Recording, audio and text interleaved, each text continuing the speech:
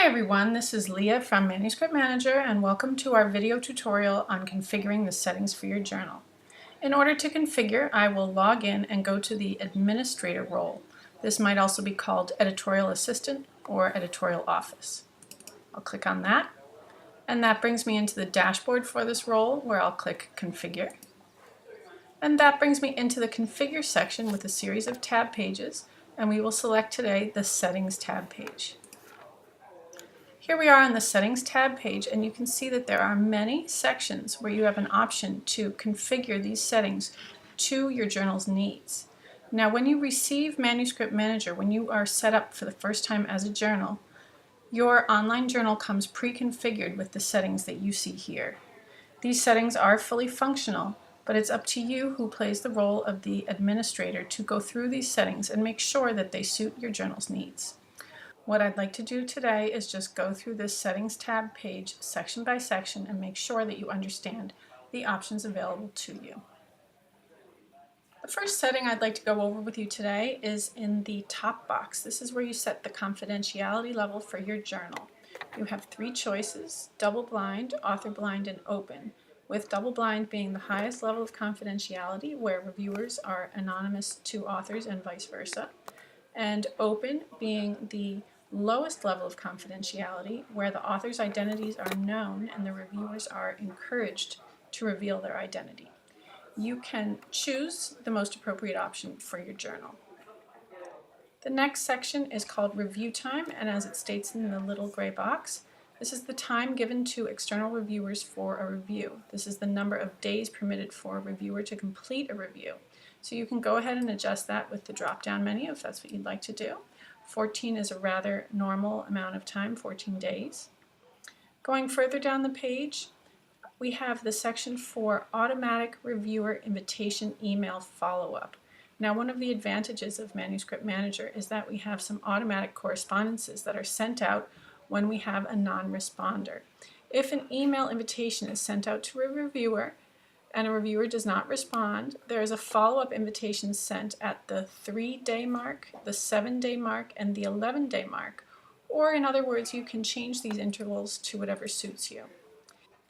If you prefer to not send invitation follow-ups, these numbers should be set to 0.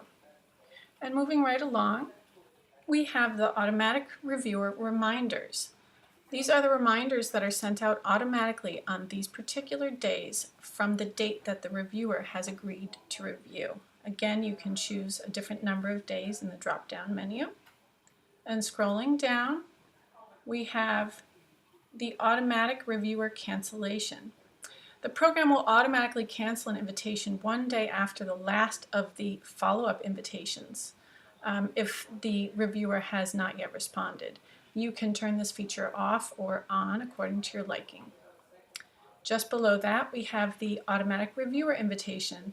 Likewise, the program will automatically invite the next reviewer available on the comprised reviewers list if an invited reviewer declines or does not respond in the given time.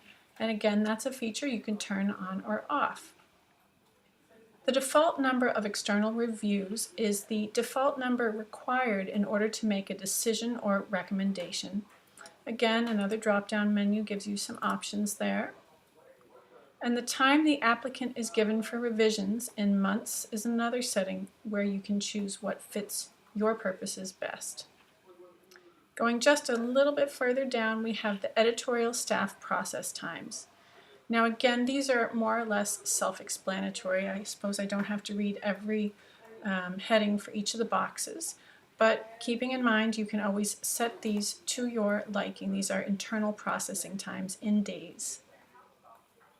And the total manuscript review time before a manuscript becomes overdue in your processing in the journal can also be set. The sign-in page can also have a personalized message. This is a message that you could change periodically or that you could use to inform users of upcoming events or periods where the editorial office may be closed for vacation, etc. You also have a setting to hook up with Authenticate. And you have the number of compulsory keywords an author should select or add during an online submission. And the next item is the Manuscript Identifier. This is more or less the individualized reference name for each manuscript. You have a few choices about how to organize that name by year, month, number, journal, acronym. You can choose amongst those. The next item is email for submission alert. Typically, when a new submission comes in, an email would go out to a member of the editorial team. So this is who should receive that email.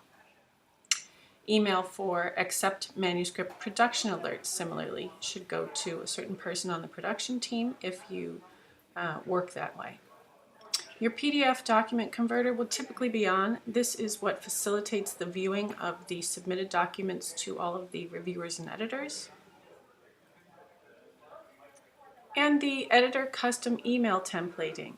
This is an option you can turn on or off. The master templates for all communications related to the different phases of the peer review process are stored in the templates section that is accessible by the journal administrators. However, if you would like each editor to be able to customize their templates, in other words, get into the emails that go out and perhaps customize the message, this can be turned on right here. And last but not least, we have the Save Changes button at the bottom of the page. That would be the one button you would click when you were done setting all of these settings to your liking and making sure that they suit the purposes of your journal. And that concludes our video for today. I'd like to say thanks for being with us. I know that was a long one, but hopefully very clear and easy to understand, and hopefully helpful to learn about the options available to you.